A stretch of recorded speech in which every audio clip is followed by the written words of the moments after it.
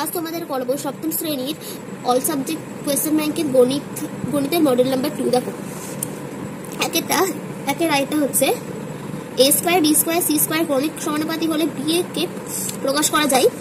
b এর answer হবে a root ac। কিভাবে হচ্ছে দেখো, ক্রমিক সমানুপাতিক ইকুয়ালস টু a স্কয়ার সমানুপাত b square equals to b square সমানুপাত c স্কয়ার। তাহলে b to the power 4 equals to a square c square দিয়ে b square equals to a square c square রুটে দিয়ে ac দিয়ে b equals to ac। তাহলে অ্যানসারটা হবে এটা। তো এটা 4a square minus cb square, তাহলে 2a square minus b square equals to 2ab আর 2a মাইনাস b, অপরটি 2a মাইনাস b। তিনেরটা হবে c মানে p, চারেরটা হবে c, পাঁচেরটা হবে বর্গক্ষেত্রাকার পরিসীমা ইকুয়ালস টু 20 সেমি। বর্গক্ষেত্রের একটি বাহু দৈর্ঘ্য 20 সঙ্গে 4 ডিভাইড করো দিয়ে 5 সেমি। বর্গক্ষেত্রের ক্ষেত্রফল 5 × 5 25 বর্গ সেমি। পরিসীমা ক্ষেত্রফলের যোগফল 20 + 25 কত হচ্ছে 45। তাহলে আমাদের d হবে। ছয়টা ax - y equals to 1, ax - 1 y equals to a to the power 0, তো x - y equals to 0, তো x equals to y। দুইয়ের আরেকটা দেখো, ধরি সংখ্যাটি হচ্ছে x, শর্তানুসারে 12x - 48 equal to x এর 2 to the power 5 বা 12x - 48 equals to 12x by 5, তাহলে 5 12x - 48 equals to 12x। 60x - 240 equals to 12x, 60x - 12x equals to 240, 48x equals to 240, x equals to 240 by 48 দেওয়া হচ্ছে 5, তাহলে x equals to 5, সংখ্যাটি হচ্ছে 5।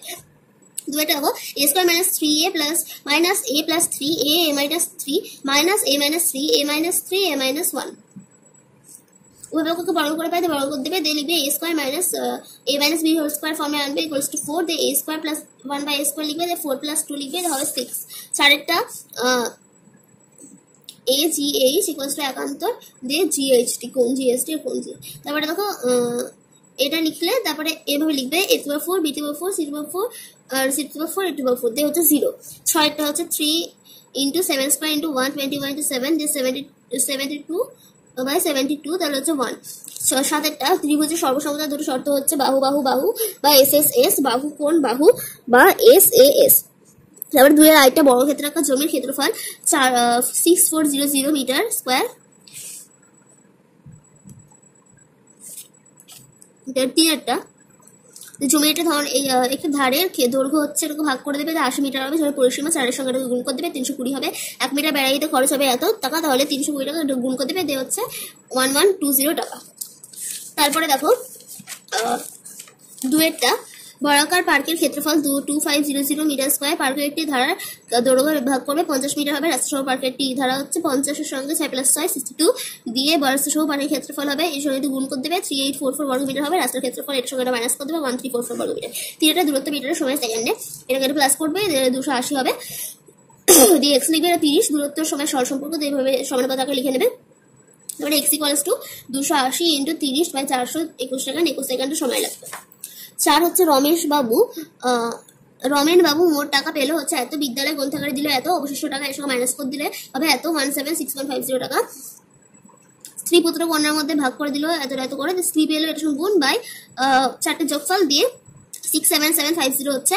আর এটার সঙ্গে ওই একইভাবে করে দেবে। কন্যা তো যেহেতু 4 ছিল, আর যেটা ফালতু বের করার লাভ নাই, এটা বের করলে এটা সেম হবে। স্ত্রী পেলো এত টাকা, পুত্র কন্যা পেলো 542200 টাকা। এবার দেখো আচ্ছা চারের আইটা তোমরা দেখে নাও। তোমরা ভিডিওটাকে অবশ্যই স্টপ করবে, না হলে বুঝতে পারবে না ভিডিওটাকে স্টপ না করলে। দুয়েরটা ওইভাবে দেখে নাও, কারণ আমি যদি ওগুলো বলতে চাই তাহলে অনেকটা সময় লেগে যাবে আর তোমাদের ভিডিওটা দেখতে ভালো লাগবে না, যেটা আমি এটা বলি।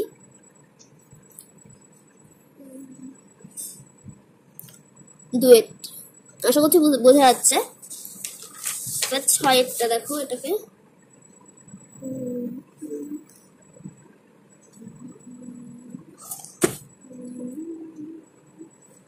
সাতটা দেখে নাও, অবশ্যই ভিডিওটাকে স্টপ করবে, তাহলে বুঝতে পারবে না। তোমরা চাইলে আমি ইংলিশের কোয়েশ্চেন ব্যাংকগুলো করিয়ে দিয়েছি, তোমরা চাইলে ওগুলোকে দেখতে পারবে, এই অঙ্কগুলো দেখে নিতে পারো। তোমরা টুকে নেবে এগুলোকে শুধু, তাহলেই হয়ে যাবে। তো আশা করি ভিডিওটা ভালো লাগছে। Thanks for watching and by.